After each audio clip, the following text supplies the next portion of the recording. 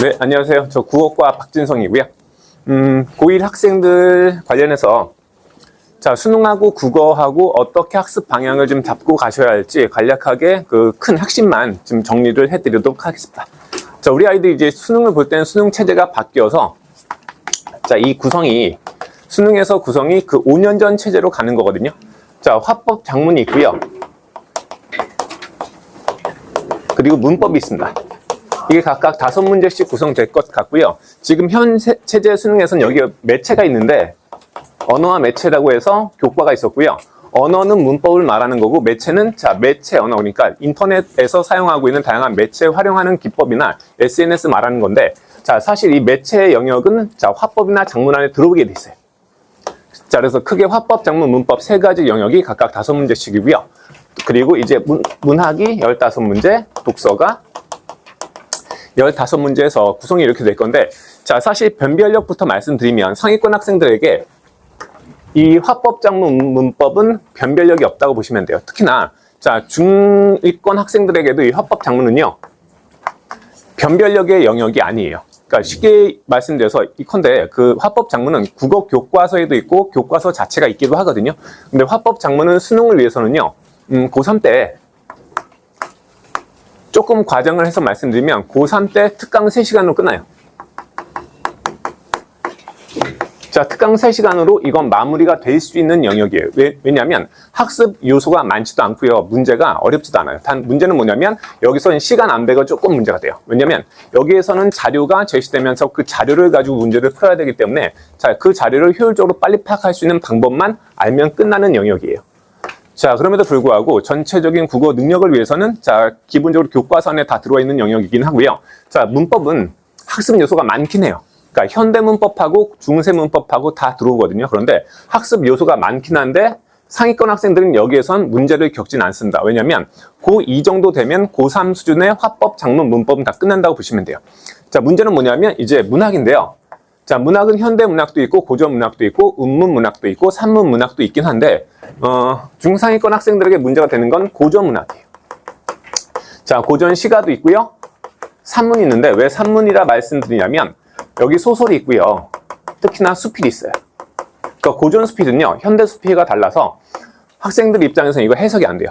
그러니까 글쓴이의 입장과 관점이 현대인들과 다르기 때문에 그리고 표현상의 특징들도 이거 한문 문체를 번역한 것이기 때문에 자 학생들에게 굉장히 읽기가 어려운 영역이어서 자 문제가 되는 거고요. 자 고전 시가 파트는 뭐가 있냐면 현대시는 현대 문학은 자 범위가 없어요. 그런데 고전 문학은 이미 쓰여진 고전 문학들을 대상으로 하기 때문에 범위가 정해져 있거든요. 자 대표작을 읽을 수는 있어야 돼요. 대표작에 대한 해석을 가장 기본적으로 하고 있어야 문제가 풀리는 영역이어서 얘는 학습 요소가 좀 많은 편이에요. 자, 가장 큰 문제는요, 독서예요, 언제나. 그러니까 상위권 학생들이 국어 때문에 재수를 한다고 했을 때 어떤 영역이냐면 앞에 있는 영역들은 전혀 문제가 되지 않습니다. 독서에서 문제가 돼요. 근데 독서의 특징은 뭐냐면 독서는 이 여러 영역 가운데 심지어 화법이나 작문보다도 학습 요소는 적어요. 배울 게 없어요. 학습 요소가 최소화되어 있는데 문제는 뭐냐면 이 독서 영역 한 영역에서 15문제 정도 나올 거거든요. 자, 지문을 분석해서 문제를 풀어야 돼요. 여기까지 와야 되는데 여기까지 오는 게 지문 분석하는 방법은 자, 예컨대 지금 저희 학원에서 독서를 3주차 하고 있거든요. 예비 고1 대상으로 독서를 3주차 하고 있는데 2주차 때부터 아이들은 뭘 할 수 있냐면 지문 분석은 가능해요. 이때 이 지문 분석이라는 게 이 지문 속에 있는 정보들 가운데 문제로 나올 것이 무엇인지를 찾고 거기에 밑줄 치는 거예요. 이건 해요. 이건 하는데 이제 문제풀이는 또 달라요. 자, 지문을 다 분석했다 하더라도 이걸 가지고 문제 푸는 건 또 다르거든요. 왜냐하면 이 문제풀이에 대한 연습이 필요해요. 자, 지문 분석도 연습이 필요한 거고요.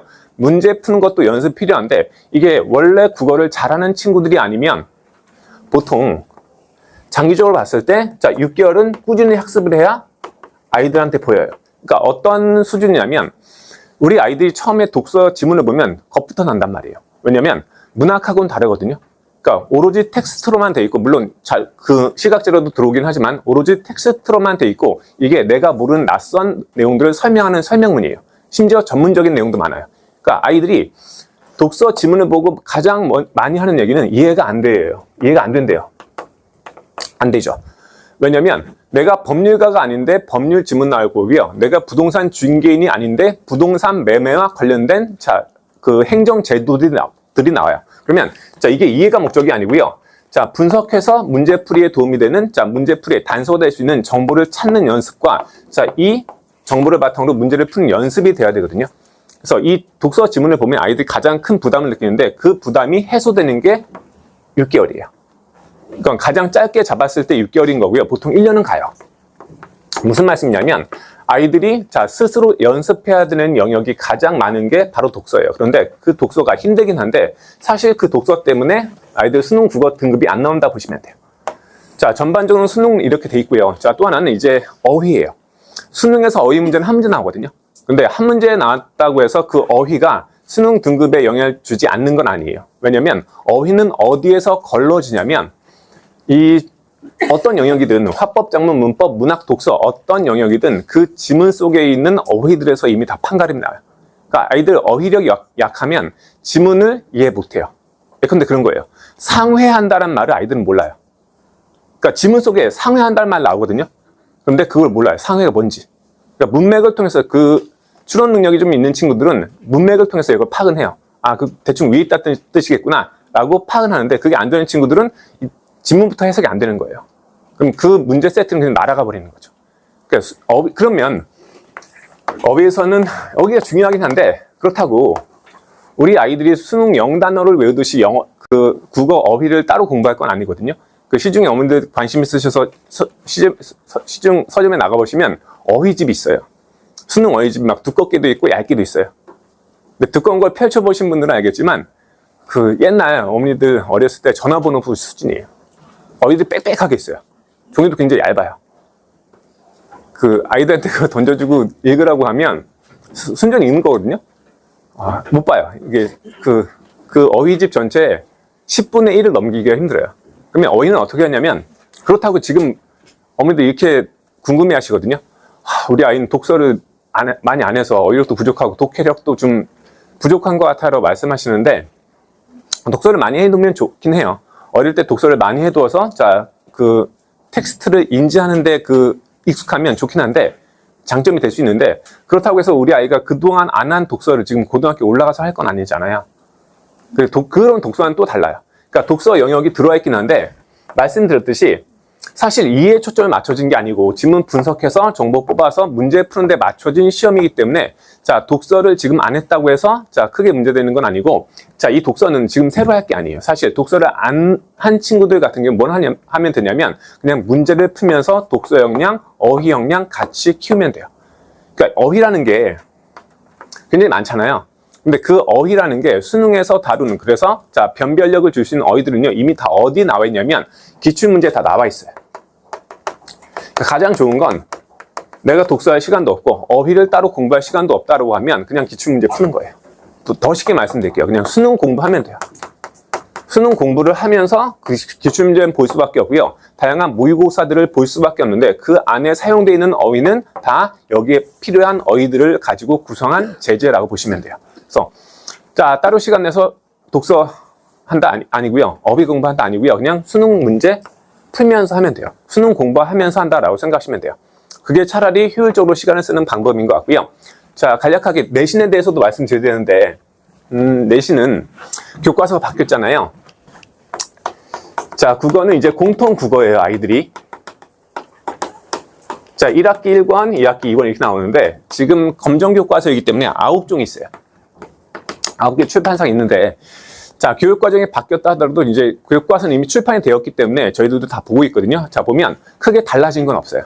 그러니까 이 영역들 수능에서 다루고 있는 화법, 작문, 문법 매체는 여기 다 녹아 들어 있고요. 문학도 독서도 다 들어와 있긴 한데 문제는 내신은 공통 국어 교과서를 가지고 치르는 시험이잖아요. 그런데 전 학교에서 모든 학교에서 이 교과서 내용을 다 다루진 않아요. 그러니까 1년 동안 아이들이 이거 2권을 배워야 되는 거거든요. 그런데 학교에서도 문제를 내는 게 목적이기 때문에 사실 화법, 작문 같은 경우에는 그 지필고사인 거의 안 나와요. 얘는 수행이에요. 수행에 관해서는 나중에 따로 좀 말씀드리고요. 문법은 모든 고등학교 1학년에서 문법은요, 핵심 변별 요소예요. 자, 내용은 다르지 않거든요. 모든 교과서가 똑같은 내용을 다루고 있긴 해요. 그런데 학교마다, 그리고 시험마다 난이도가 달라요. 그 난이도는 최대한 어려운 문제로, 어려운 문제라 말씀드렸지만 쉽게 말씀드리면 그냥 고3 수준이에요. 고등학교 1학년 아이들에게 고3 수준의 난이도를 물어봐요. 자, 라는 것 하나 하고요. 자, 또 하나는 문학인데, 이 문학도, 자, 고전문학, 현대문학 다 교과서에 들어오거든요. 수능과는 다르게 어차피 교과서 제재 안에 있는 것들을 가지고 시험을 치르게 될 텐데, 여기서 변별력은, 문학에서의 변별력은, 자, 외부 작품의 연계예요.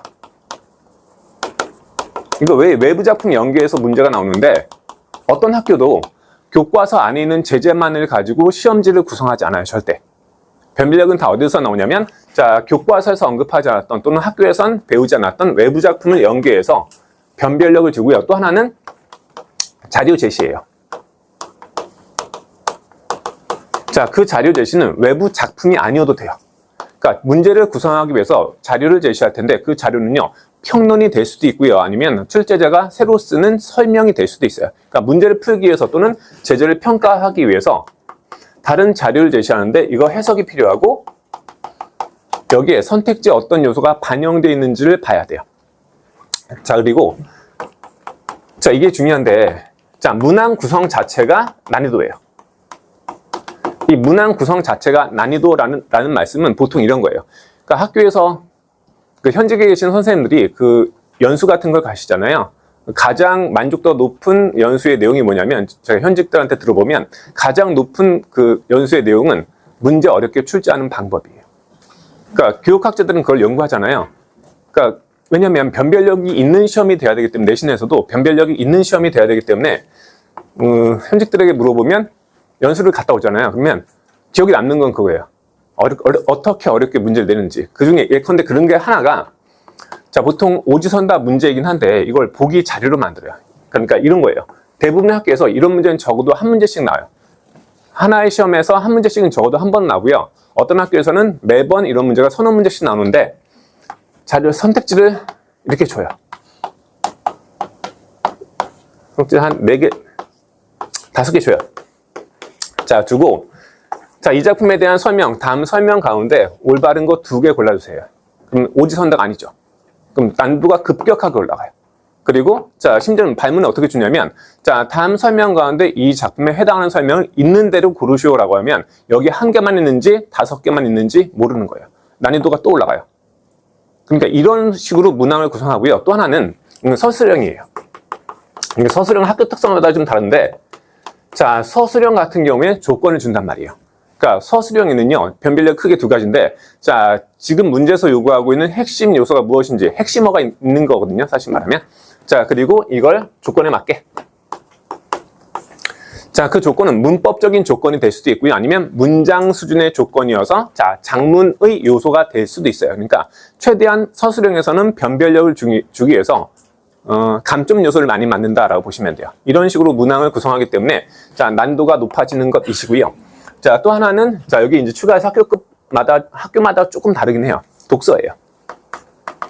자, 내신에서도 독서를 통해서 변별력을 주긴 하는데, 내신을 통해서 독서를 통해서 변별력을 주고자 하는 시험에서는요, 보통 교과서 제재 안에 있는 독서만을 가지고 묻진 않아요.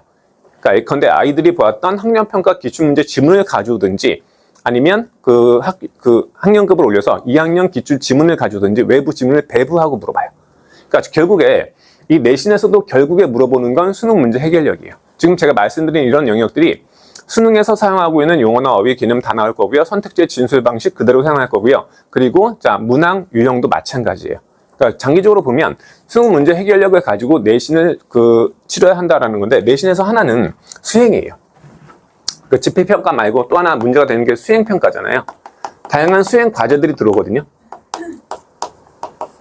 자, 이 수행 과제는 영역이 다양한데 개인별 과제도 있고요. 뭐 팀별 과제도 있고 유형이 다양하긴 해요. 그런데 팀별 과제 같은 경우는 어쩔 수 없지만 개인별 과제 같은 경우에는 팀별 과제는 이제 같이 점수 받는 것이기 때문에 개인별 과제는요. 국어에서는 보통 여학생들이 이걸 꼼꼼하게 지들이 알아서 잘해요. 남학생들은 대충 해요. 그게 무슨 문제냐면, 자, 과제마다 그 특성은 다른데, 자, 그 도움을 받을 수 있는 영역들이 분명히 있거든요. 그런데 그 글쓰기 같은 경우에는 초고를 보면 그 어떤 등급의 점수가 나올지가 보인단 말이에요. 그러면 그 초고를 학생들은 완벽한 글이라고 생각해요. 근데 그 초고는 고칠 때가 많거든요. 적어도 한두 군데 정도만 고쳐도 자, 그 점수가 달라질 건데 아이들은 그걸 그냥 낸단 말이에요. 자, 또는 뭐 시조짓기라는 과제가 나와요. 그러면 그 시조짓기 과제 안에서 어떤 요소를 넣으면 자, 나는 이게 자, A를 받을 수 있는지가 있거든요. 그러니까 아이들은 그걸 몰라요. 그러니까 그래서 수행 과제 같은 경우에는 학원에 있으면 아이들이 수행 과제가 뭐가 있다고 알려주긴 해요. 아이들이. 그러면 제가 모아서 자, 이 포인트를 집어줘요. 그러니까 그거 똑같은 내용은 다 쓸 수 없잖아요. 한 5가지 줘요. 그 포인트를 5가지 주고 니들 골랐어 라고 하는 거예요. 그런 도움을 받을 수 있는데 뭘 말씀드리는 거냐면 혼자 하는 것보다는 누군가의 도움을 받는 게 좀 더 나아요. 효율적이기도 하고 자, 내가 점수를 받아올 수도 있고 자, 이런 것이시고요. 저는 마무리를 해야 돼서 자, 국어에 대해서는 전반적으로 이렇고 이제 제가 고1 설명에서 늘 말씀드리는 건데 국어 등급은 수능 등급은요. 자, 보통 1학년 때 가장 쉽게 만들 수 있어요. 그러니까 1학년 때 국어 교과서를 지금 말씀드렸잖아요. 자, 이 안에 수능 영역들이 다 들어와 있고 자, 내신 문제를 푸는 연습을 하면서 수능 문제 해결력이 길러지는 것이거든요. 그래서 장기적으로 보면 자, 수능 등급을 안정화시키는 국어 수능 등급을 안정화시키는데 가장 효율적으로 시간을 쓸 수 있는 건 고1이에요. 그 고1 때 그 수능 문제 해결력을 갖출 수 있어요.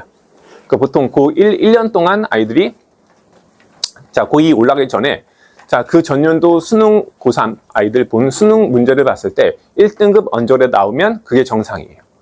근데 그게 안 되면 이제 2학년 때 좀 고생을 하는 거거든요. 근데 여기 앉아 계신 어머님들 중에는 자, 예비 고1 저희 학원이든 다른 학원이든 거치면서 수능을 가장 기본적인 내용은 자, 완료한 친구들도 있고요. 아니면 그 수능국을 아직 시작하지 않은 친구들도 있어요. 그런데 자, 미리 겨울방학 때 수능 국어를 한번 돌린 친구들은 그게 좀 더 수월할 거고요. 아닌 친구들은 그 학기 중에 조금 바쁘고 힘들긴 할 거예요. 그 시간 차이가 있어서 그렇거든요. 근데 그렇거나 아니거나 1년 동안 국어 내신에 관한 학습을 하면서 수능 문제 해결력이 갖춰질 수 있는데 내신만 한다고 해서 갖춰지는 것은 아니에요. 그러니까 중간중간에 자, 저희 뭐 특강을 통해서든지 아니면 따로 수능 짧은 커리를 통해서든지 영역별로 계속 그 점수를 만드는 과정을 시행하거든요. 그래서 보통 가장 효율적으로 공부할 수 있는 시간이 고1이다라고 보시면 되고요. 자, 또 내신과 관련지어서도 이 내신은 그 내신 등급 체계가 바뀌잖아요.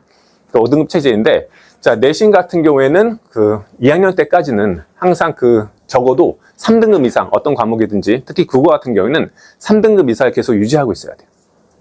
그러니까 근데 우리 아이가 사실 5등급이면 우리 아이가 국어 5등급이면 아니요 여기 앉아 계시지 않으실 거예요. 그 정도 친구면 앉아 계시지 않을 거예요. 그래서 저희도 설명에 안 가요. 저희 아이가 있는데 뜻밖인데 그 친구는 공부하는 아이가 아니어서 저희는 설명에 관심이 없거든요. 근데 설명에 관심이 있으시다는 건 적어도 자, 중위권 이상이라는 얘기예요. 그래서 내신은 5등급이 아니면 3등급 이상 무조건 유지하고 있어야 돼요. 왜냐하면 수시에서 달라지거든요. 그러니까 아이가 일찌감치 내신을 안 하겠다라고 하면 그걸 경계하셔야 돼요. 그러니까 내신을 안 한다고 해서 아이가 수능 열심히 하지 않을 거거든요. 그러니까 내신하고 수능하고 똑같다고 보셔야 돼요. 그래서 계속해서 긴장감을 가지고 공부를 해야 되는 거고요. 또 내신과 수능은 제쳐도 내신을 목표로 해서 내신 기간 때만 국어학원을 다닌다라는 건 좀 어폐가 있어요. 그러니까 안 돼요. 내신 2달 공부해서 학교에서 제시하는 제재에 관한 문제는 맞출 수 있어요. 근데 외부 작품에 대한 해석 안 될 거고요. 문법도 그 문법 영역 하나, 1학기 중간고사면 중간고사 그 영역에 있는 뭐 음운 변동이다라고 하면 음운 변동만을 가지고 문제 안 풀려요. 안 풀리기 때문에 자, 보통 1학년 때는 그나마 시간이 있는 1학년 때는 자, 국어 수능이고 내신이고 마찬가지로 1학년 때는 시간을 좀 투자하시는 게 그게 가장 효율적이고 올바른 방법 같습니다. 자, 저는 이렇게 정리를 하겠습니다. 감사합니다.